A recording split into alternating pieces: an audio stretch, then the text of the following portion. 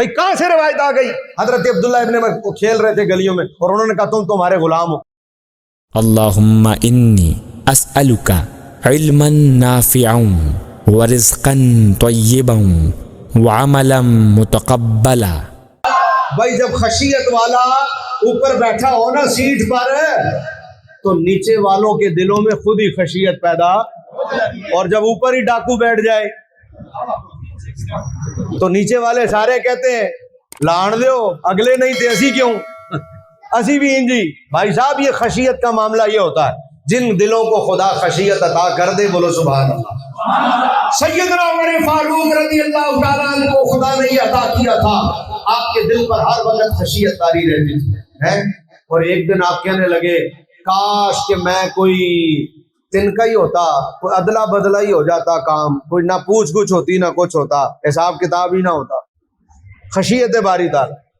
اور دریائے دجلہ کے کنارے کا بکری پیاسی مر جائے تو ڈرتا ہوں عمر کا حساب ہوگا. تو میں پوچھتا ہوں دریا کے کنارے اگر دجلہ کے بکری پیاسی مرے تو قصور حضرت عمر کا ہے یا قصور بکری کا ہے؟ بھائی پانی سامنے بکری پیاسی مر گئی تو پھر حضرت عمر کا کیا قصور ہوا؟ لیکن سوال کا جو آپ نے الفاظ سنے یہ نہیں کہ مدینے میں بکری پیاسی مر جائے، نہیں، مدینے میں نہیں، دجلہ کے کنارے یعنی دریا اس کے سامنے موجود ہے لیکن پھر پیاسی مر جائے تو عمر سے حساب ہوگا. یعنی خشیت کا عالم یہ تھا دریا کے کنارے بھی بکری پیاسی کیوں مرے. یہ خشیت ہے، اس کو خشیت کہتے ہیں. جب خدا کی خشیت نصیب ہو جائے نا تو پھر بندے چین اور سکون کی زندگیاں گزارتے ہیں. بابا جی امیر المجاہدین بیان کیا کرتے تھے، آخری بات عرض کرتا ہوں، یہ خشیت باری تعالیٰ. لوگوں مت 4 تقریریں نیٹ کی سن کر اور مت 4 ذاکروں کی بات سن کر حضرت عمر کے مخالف ہو جانا، اور مت 4 نیٹ کے کلپ سن کر حضرت عمر کے مخالف بن بیٹھنا. خدا کا شکر ادا کرو خدا نے تمہیں اہل سنت بنایا ہے. 4 کلپ نیٹ کے سن کر حضرت عمر کی دشمنی معاذ اللہ مول نہ لے لینا، یا اپنے ساتھیوں کسی ایسے یار کو اپنا ساتھی نہ بنا لینا جس کے دل میں بغض عمر ہے رضی اللہ تعالیٰ عنہ، اور نتیجہ یہ نکلے وہ تو خود بھی کام سے گیا تھا، تم بھی جاؤ کام سے. ایسے کی دوستی بھی مت کرنا جو تمہیں حضرت عمر کی محبت سے دور کرے. ہم تو کہتے ہیں خدا کے بندے بغیر اجازت کے بندہ مدینے نہیں جا سکتا، اور بغیر اجازت کے کوئی گنبد خضرا میں حضور کے پہلو میں جگہ کیسے آ سکتا. اس لیے سنی سنائی باتوں اور سنی سنائی رٹی رٹائی تقریروں اور رٹے رٹائے نیٹ کے ان ذاکروں اور نیٹ کے ان جناب والا خطیبوں اور مقرروں کے جملوں پر جا کر یہ ایسی دوستیاں بنا کر یہ نام نہاد سیدوں کے نام پر آج کئی مخالف نہ بن بیٹھنا. ان نام نہاد نعت خواہ یہ جو اگلے دن میں سن رہا تھا، ایک بندہ کہہ رہا تھا کہ حضرت عمر نے دسیا کے نوکر تھے، سردار برابر نہیں ہوتے، اور دنیا اس پر پیسے نچھاور کر رہی ہے. حضرت عمر کو نوکر کہہ کر امام علی مقام کا خوش ہوتے ہیں، حضرت جبریل کو نوکر کہہ کر کمی کہہ کر خوش ہوتے ہیں، اہل بیت کا کمی کہہ کر حضرت جبریل کو خوش ہوتے ہیں، حضرت صحابہ کو اہل بیت کا نوکر اور کمی کہہ کر یہ ظالم خوش ہوتے ہیں. میں نے کہا تمہارے پاس اہل بیت اطہار کی تعریف کے لیے ظالموں کوئی جملے ہی نہیں رہے. کبھی ہم سے بھی سنا کہ ہم نے صحابہ کی تعریف کرتے ہوئے اہل بیت کے کسی ایک فرد کو بھی معاذ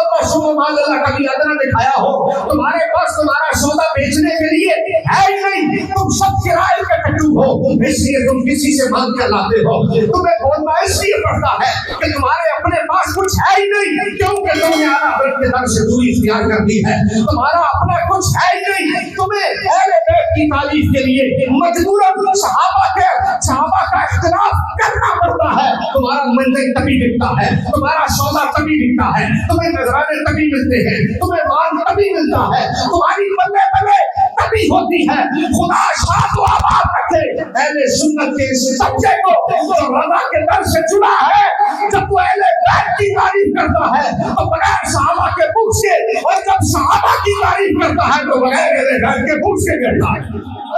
عقل ہی نہیں ہے، نہ پڑھنے والوں میں عقل ہے نہ سننے والوں میں عقل ہے. جہالت کی فیکٹریاں لگی ہیں. حضرت عمر کو نوکر بتا کے خوش ہوتے ہیں، حضرت جبریل کو نوکر، او ظالمو تو خدا تو انو غرق کرے اور تسی برباد ہو جاؤ.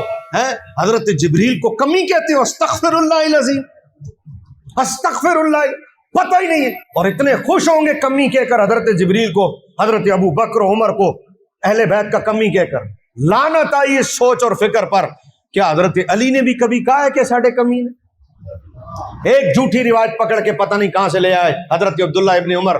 وہ کھیل رہے تھے حسنین کے ساتھ، حسنین کے بعد بات ہو گئی، انہوں نے کہا تسی تے ساڈے غلام ہو، وہ حضرت عمر کے پاس گئے، انہوں نے کہا جی وہ تو کہتے ہیں تسی ساڈے غلام ہو، حضرت عمر آئے، انہوں نے کہا لکھ کے دے دیو گے، میں گردن کٹوا دوں گا کسی مستند کتاب میں، مستند تو چھوڑو غیر مستند میں کوئی یہ روایت دکھا دے میں گردن کٹوا دوں گا،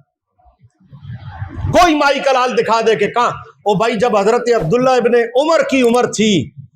آپ نے صحیح روایت بیان نہیں کرتے، جب حضرت عبداللہ ابن عمر نے کہا تھا حضرت عمر کو، بیٹے نے باپ کو کہا جب مال تقسیم ہو رہا تھا، حضرت عمر کو 500 درہم، عبداللہ ابن عمر کو 500 درہم حضرت عمر نے دیے، اور جب حسنین آئے تو آپ نے 1000 درہم دیے، تو حضرت عبداللہ ابن عمر نے کہا، انہوں نے کہا مجھے 500، میں آپ کا بیٹا ہوں، اور جب میں جہاد کرتا تھا حسنین تو چھوٹے تھے، یہ تو گلیوں میں کھیلتے تھے، ان کو آپ نے 1000 دیے، مجھے 500 دیے، تو اس وقت حضرت عمر نے کہا تھا ان کے نانا جیسا تیرا نانا ہے، یہ تو کہا تھا آپ نے، یہ تو کہا تھا، لیکن حضرت عبداللہ ابن عمر کے جملے کیا ہیں، جب میں جہاد کرتا تھا حسنین گلیوں میں کھیلتے تھے، تو اب حضرت عبداللہ ابن عمر کا یہ جملہ یہ نہیں بتا رہا کہ حضرت عبداللہ ابن عمر تو بہت بڑی عمر کے تھے حسنین کے مقابلے میں، تو کہاں سے روایت آ گئی کہ عبداللہ ابن عمر گلی میں کھیل رہے تھے حسنین کے ساتھ، کدھر سے روایت آ گئی بھائی؟ ہے پتہ نہیں کہاں سے، جو حقیقت ہے جو اصلی ہے وہ بیان نہیں کرتے، اور جو من گڑت ہے وہ بیان کرتے، بھائی کہاں سے روایت آ گئی؟ حضرت عبداللہ ابن عمر کو کھیل رہے تھے گلیوں میں، اور انہوں نے کہا تم تمہارے غلام ہو، اپنے پاس سے نکال کے لے آئے ہو کہیں سے، ہے انہوں نے بھی کبھی کہا ہے؟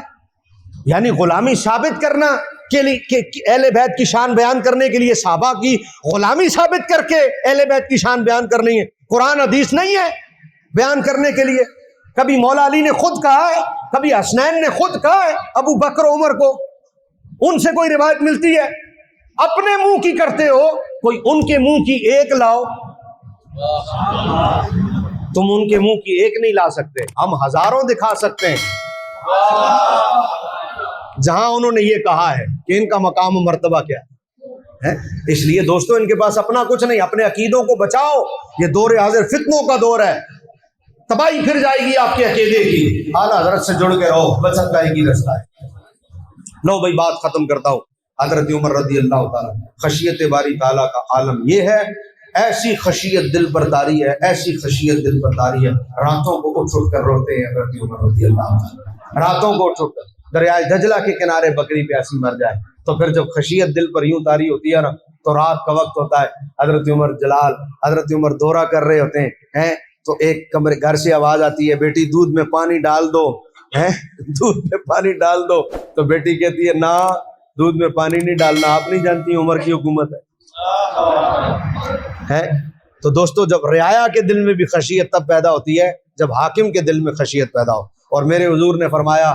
صحیح سند کے ساتھ حدیث موجود ہے، حضور نے فرمایا عشر والے دن رب تبارک و تعالی عرش کا سایہ جن 7 بندوں کو عطا کرے گا نا، 7 لوگوں کو جن کو دے گا، فرمایا ان میں ایک وہ ہے جو خشیت باری تعالیٰ رکھتا ہے، اور ایک وہ ہے جو دوسرا وہ ہے، 7 ہے ٹوٹل، ان میں سے ایک وہ جو خشیت، اور ایک وہ جو عادل حاکم ہے، عدل کرتا ہے۔ بتاؤ حضرت عمر کے عدل کا عالم کیا ہے کہ وہ دریا کو بھی حکم دے تو چل پڑتا ہے، وہ زمین کو بھی ڈنڈا مارے تو بات مانتی ہے، یہ ان کے عدل کا عالم ہے حضرات ذی وقار۔ اس لیے میرے دوستو آج ان فتنوں کے دور میں اس بات کو یقینی بناؤ کہ آپ کے مسلک پر، عقیدے پر، آپ کے ایمان پر کوئی ڈاکہ نہ ڈالے۔ وآخر دعوانا